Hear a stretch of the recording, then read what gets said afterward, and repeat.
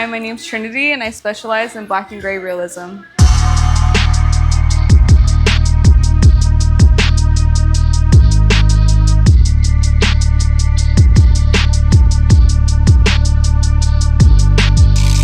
Where are we today, Trinity?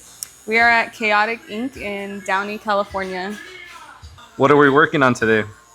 Right now we're working on a Sam portrait from Trick or Treat. I'm starting like a 4-leg sleeve right now.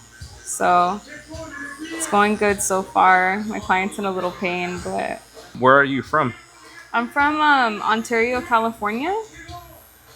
So yeah, I grew up there my whole life, and then I started tatting out of my bedroom in my parents' house during COVID. So I've been tattooing for about 6 years now. And from there, I started working in a private studio in Pomona and just kind of took off from there. How was your upbringing in Ontario? It was cool. I'm really tight with my family. I have a good relationship with my family, and you know, Ontario's it's a pretty nice city. So overall, I like where I grew up. What's your ethnicity? So I'm Nicaraguan, German, and Mexican. So I have a little bit of everything. Oh, cool. Do you speak German? No, I don't. No. I know a couple things, but I don't speak it. What high school did you go to? I went to Colony High School. It's right off of Haven in Ontario. Were you a good student? Yeah, I was always distracted though, drawing in my notebooks and stuff, getting in trouble because I wouldn't be paying attention. I always knew that I wanted to tattoo since I was really young. And like every time we had a project in high school about like, my high school is very career oriented, so everything was about like, what are you gonna do in the future, you know, like trying to push us all to go to college. But I already knew like that tattooing is like what I wanted to do. So How were you first introduced into tattooing? my mom's not gonna like it, but honestly, my mom, seeing her get tattooed when I was younger, it kind of like she would take me to her sessions, and it kind of got me excited because I was always into art anyways. But once I saw the artist like drawing on her and kind of putting something together, like all of her ideas, it inspired me, and it kind of made me excited about the idea of doing it myself, you know, because I always wanted to somehow pursue a career in like art, but it's like, how could I do that, you know, how could I make that happen? So tattooing it seemed like the perfect fit for me. And how did you know that that's something that you wanted to do? I don't know, it just intrigued me, like putting my art on somebody's body forever, like having them live with that. And I mean, honestly, just the more I got into tattooing, the more I realized like what I really wanted to hone in on, like as far as like black and gray. Even though I do like doing all types of subjects, like all types of black and gray realism, I think my favorite thing to tattoo is probably portraits. And I think it's just because they carry a lot of meaning and emotion behind them. So, you know, a lot of times when I'm doing portraits, it's like, for people, it could be a loved one that passed away. It could be their kid, you know, it could be, you know, a celebrity that they look up to, whatever, an artist. And I like the idea of letting somebody's memory live on through a piece of art, you know? What equipment are we working with today? What machine are you using? So right now I'm using the Bishop Packer, but honestly, if it were up to me, I would be using the Trillium. I'm gonna promote this shit all day because nobody knows about it, but my last machine, the Trillium, it's kind of giving out on me because I've had it for a couple years now, so I had to like retire it. But this one right here, this was my go-to for years. Tattoo Wax, he put me onto this one. He gave it to me as a gift, and I used it for years. Since you were using that machine, you wouldn't want to get another one?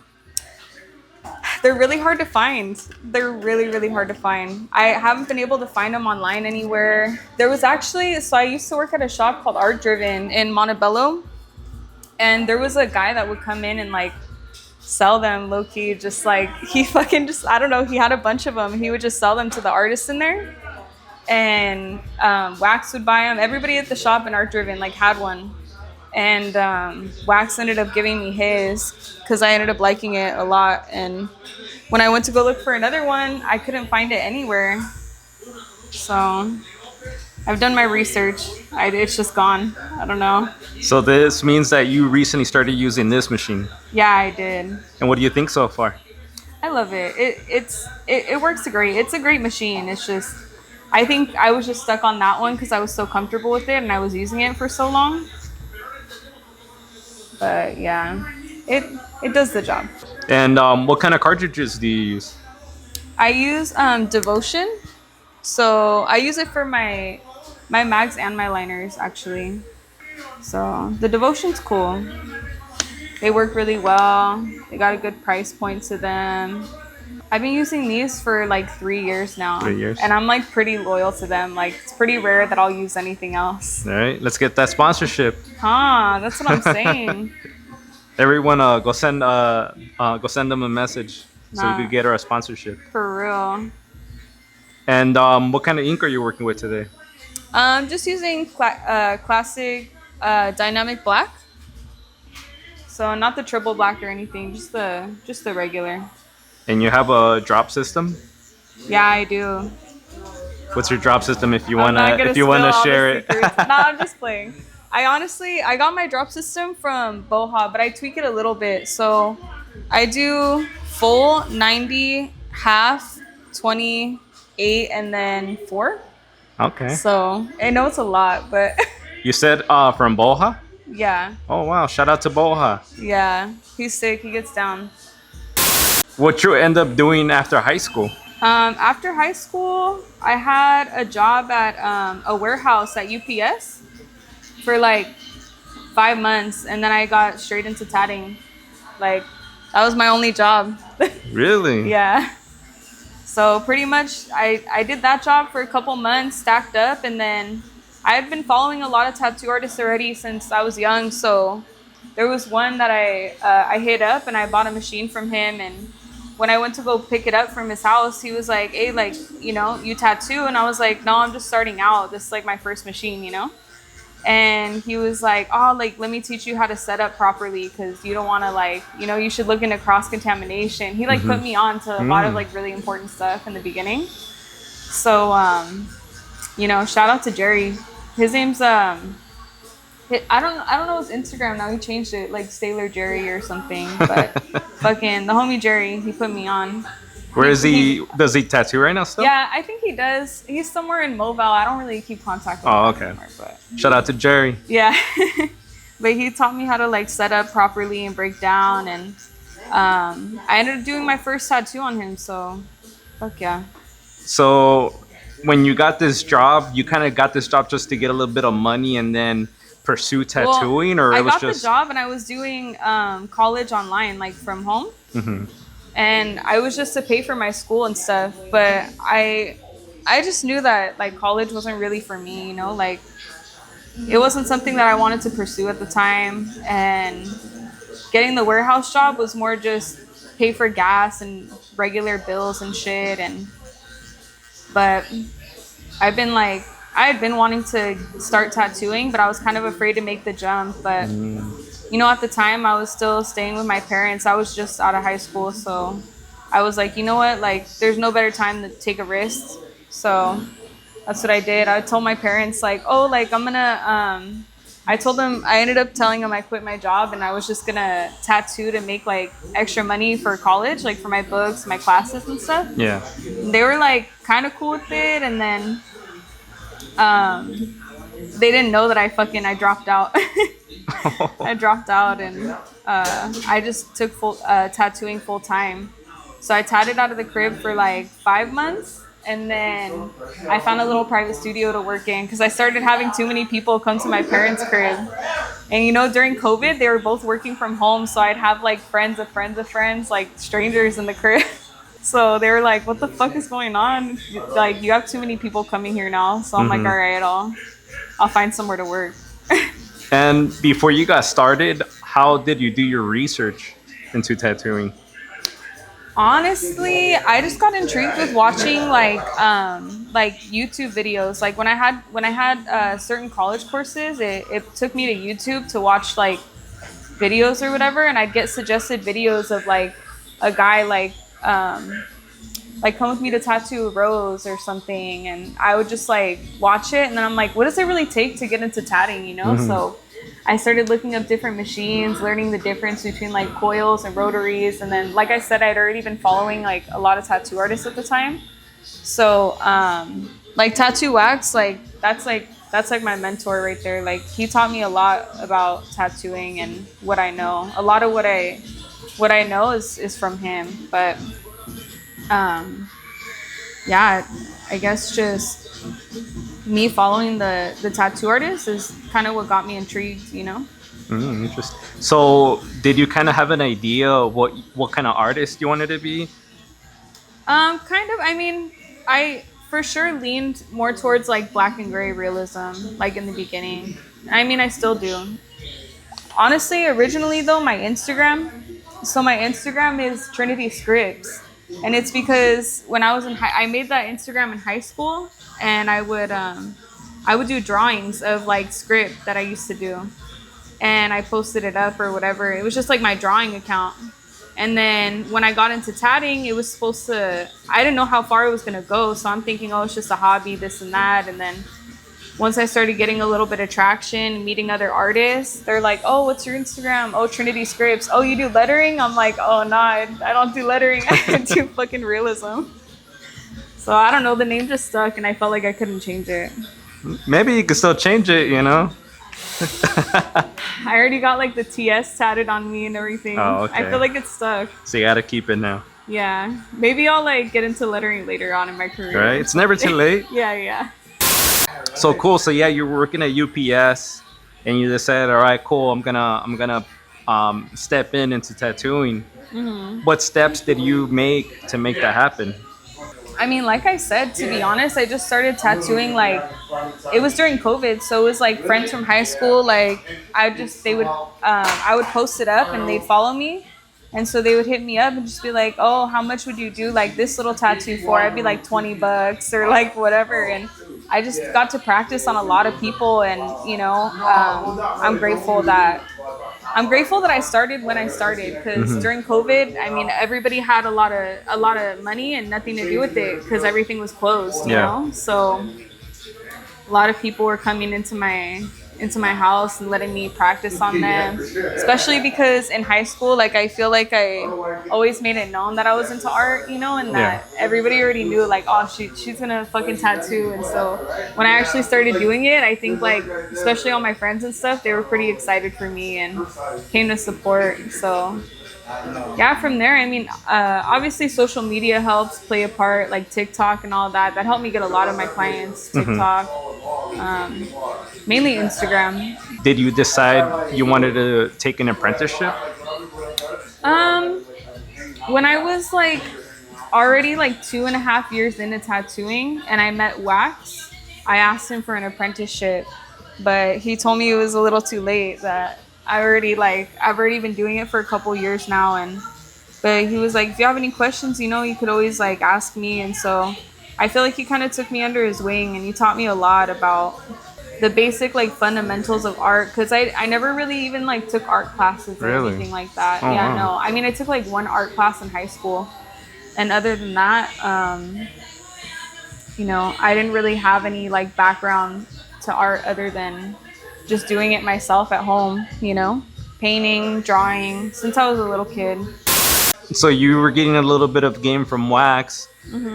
Did you still felt like you needed an apprenticeship, or since what he told you, you kind of just followed after that? Yeah, kind of what he told me. I kind of just accepted it for what it was. But even though I didn't have an apprenticeship under him, I still feel like I learned a lot and I grew a lot since working with him. Working with him was it was dope. I got to learn a lot from him. So, but yeah, I never.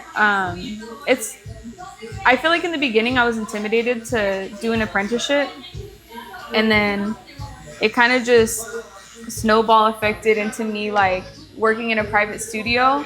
I was like, okay, like I'm just taking people who I know. Like I've always just had like friends or friends of friends, and then obviously social media helps like get you clientele. So I didn't feel like I needed to really worry about an apprenticeship. Not to say that there's anything wrong with them, because like I said, looking back when I was like almost in my third year, I wanted one, you know. But it was already like, why start an apprenticeship when I already have like the established clients and that kind of thing. So when you were working with wax, you pretty much went in as an artist already Yeah, without yeah. doing the apprenticeship. Yeah. And at that time, once you got in, were you doing percentage? Were you paying rent? Full on. I've always paid rent. Yeah, pretty much all my shops, other than there was like one shop where I did percentage, but only for like a month, and then I dipped out. Yeah, I prefer rent. That's just, I like it better, you know. Why do you prefer rent other than percentage? I just feel like it just makes the most sense to me, you know, because I like having the freedom of my own schedule and coming and going as I please. And I feel like with rent, it's like, okay, it's just that set amount once every month, and then I could do my work and then go, you know. I'm a mom too, so I like to have a pretty flexible schedule, you know. Like I worked at a shop one time where he had us on a pretty strict schedule, but I wasn't really a fan of it, because I'm like, man, I'm not trying to work 9 hours a day. Like, that's why you get into tatting, you know. You can make your own schedule and, you know, have the freedom to come and go. That's why I pay rent, you know. Yeah, it's probably like the best part of tatting, honestly. So we got the Annabelle. This one's healed probably like 3 months or so, and then this one is about 6 months. We got Art the Clown with the little sunflower sunglasses, and then over here I'm working on Sam from Trick or Treat, and probably put one more right here and then build up. I've been working on his sleeves too. So we started with this one. This one's probably like a little over 2 years healed, and then we have the inside. This one's what, 2.5 years or something, Jacob? Yeah, it's one of my first ones on him. You also did on his hand? Yeah, the little puppet? It's like a little... Yeah. I forget his name though. I forget his name. What's his name? Yeah, but... I know what you're talking about. Jenny, what's his puppet's name? Help! I know you know. Damn, I do know. I forgot. Me too. That's bad because I tatted it. Fuck, I don't know. Anyways, whoever knows, make sure you guys put the name on the comment section. I forget his fucking name. I know the guy who like holds the puppets. Yeah, Puppet Master or whatever. But yeah, then over here we got the rose and the money rose and some filigree, like just a little gap filler. And then we got this one right here. This one my first on him too. And then up here we got the Dia de los Muertos chick. And we still gotta put a background to this one too. So he's been getting a lot of work from you. Mm-hmm. Oh, that's pretty cool. He's a loyal ass client, that's for sure. And off camera, you mentioned that you're working on his chest, but we're not gonna show that. That's gonna be later on when it's finished. It's not done yet. How long have I been tattooing for? Yeah. I've been tattooing for going on 6 years now. So yeah, in 2020 I started. So November it'll be 6 years. Yeah, I'm 24.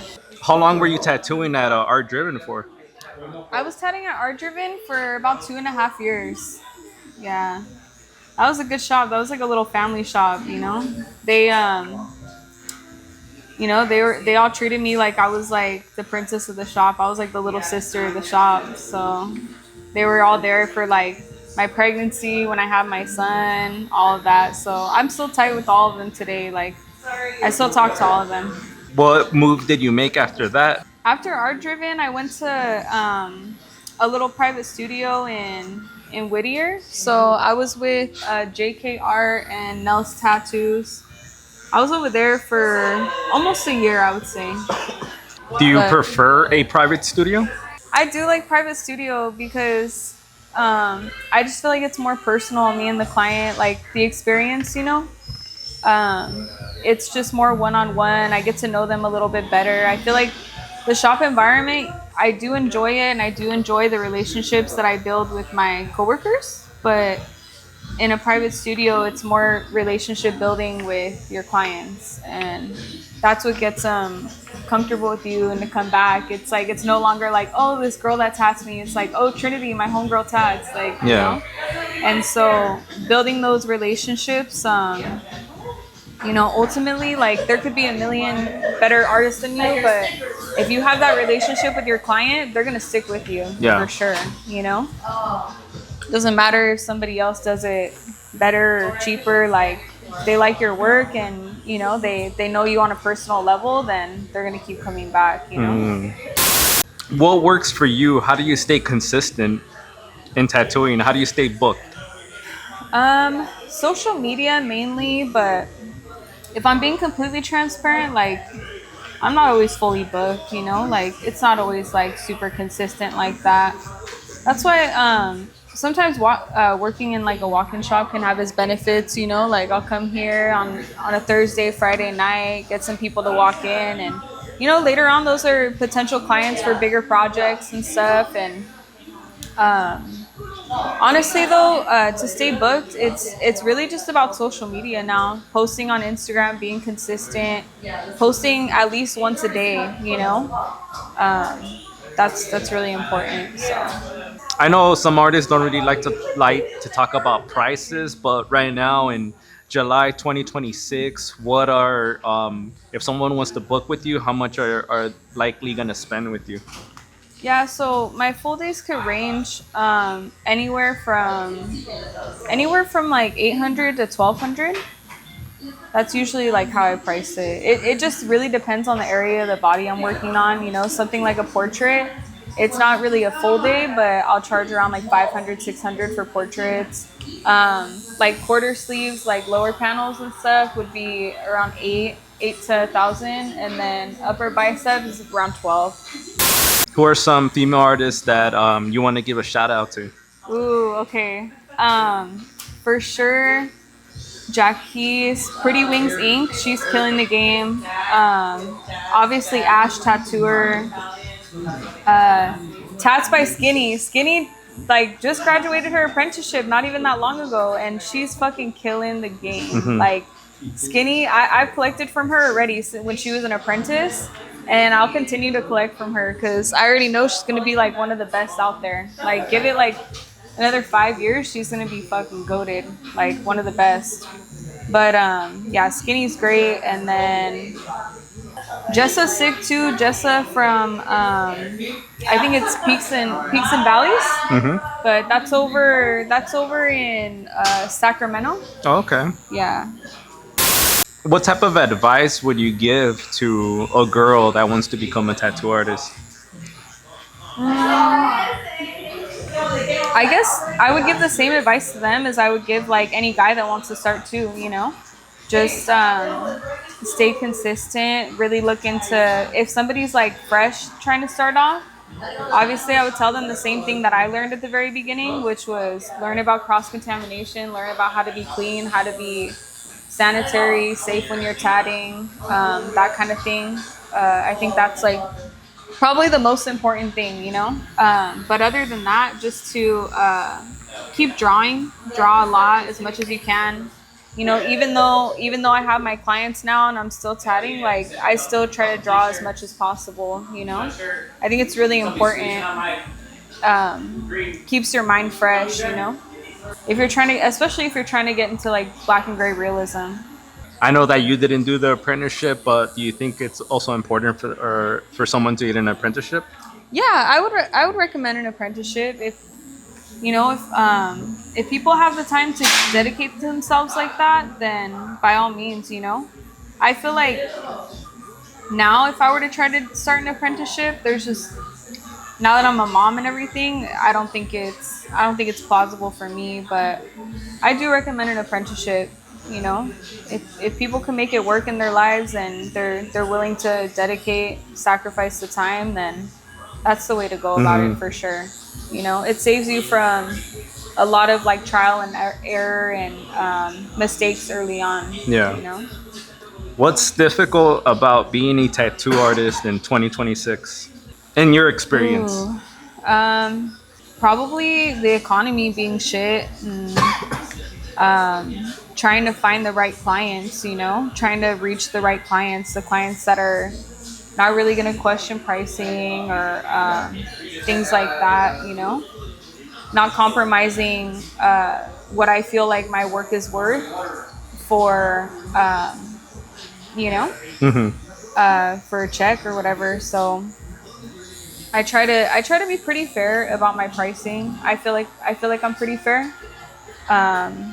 But I also you know, because I understand it's hard for everybody right now, but at the same time, like, you know, I put a lot of years into learning what I learned, and you know, it takes a lot of time, and it takes practice and years of experience, you know, to come out with, you know, black and gray that looks good, you know. Yeah. What are some things that people should know before becoming a tattoo artist? That if they're trying to start for any other reason than being passionate about art, then it's probably not going to pan out right, you know. I mean, if they're not truly passionate about the art and passionate about what they're tattooing, then it's not going to work. If they're just trying to get like a quick check, it doesn't work like that, you know, because you can tell, you know, you can tell when people are truly artists. You could tell when people are, you know, just trying to get people in and out. You okay, bro? Shit hurt, huh? It's just the twitches, bro. You almost kicked her, bro. I know. So being a tattoo artist, you know, has its struggles, right? It's you have to spend money to make money, right? Yeah. So for the sure. clients, what are some things that they might not know? You know, obviously everything costs money, so it's, you know, I've invested a lot into my career as far as like different machines that I have, you know, my box. I don't even have it here with me right now. It's fucking bad, but I have a really, really nice toolbox. It's like this custom pink. It's in my storage right now. I gotta bring it over here. For the people that don't know, you just got into this location, right? You've been here for how long? Yeah. I've been here for, I think this is my 3rd month now I've been here. And so far, how has your experience been here? It's cool. Everybody here is cool. They treat me like family, you know? They're all super supportive of me. Then you know, they're a good team for sure. I just got a new car yesterday, so they were all hyping me up. We went for a little joyride. Congratulations, by the way. Thank you. I saw in your story you got a new car. Yeah. How does it feel now having a new whip? It's nice. It's nice because that's my first car that I've like bought myself, like straight off the lot, like brand new car. So it's exciting. It's a big accomplishment for me. So I'm proud of myself. You know, it's crazy. I trip out like how tattooing is, like what it's been able to do for me, and that people are just willing to come and get tatted by me and, you know, help me, you know, make a living off of what I do. It's like, I love my job, you know, I wouldn't trade it for the world, and it's just so cool that I'm able to sustain myself and my kid off of what I love. I think earlier you said you wanted to do more horror. Yeah, I wanted to do like a bunch of horror portraits on this leg, so I'm excited to continue this and hopefully start a back piece. I had a back piece going for a while. It was like an Aztec one, and I have like 2 more sessions on it, but I want to start a new one, like a different theme, like maybe religious or something. And a goal of mine would be to like enter some competitions at conventions. I've always been wanting to do that, but sometimes it could be hard to find clients that are consistent enough to do like bigger projects, you know? Because people come in there with like some killer shit, you know? Yeah. Clients that they've been working on for longer than I've even been tatting, you know? So I'm still like a baby. I'm still learning. Have you done any conventions? I have like pretty early into my career. And then actually this month I'm working one. It's gonna be the OC festival. OC Tattoo Festival. That one should be cool. I'm looking forward to it. I have a portrait that I'm gonna be doing over Oh, there. sick. So you have both days booked? Just one. Oh, Just okay. one. So I still have Sunday open. What's the best way to reach out to you? So you can reach out to me on my number or my Instagram. Should I say? Yeah, that? yeah. Okay. So my Instagram is Trinity_Skriptz. And then my phone number is 909-446-6557. Cool.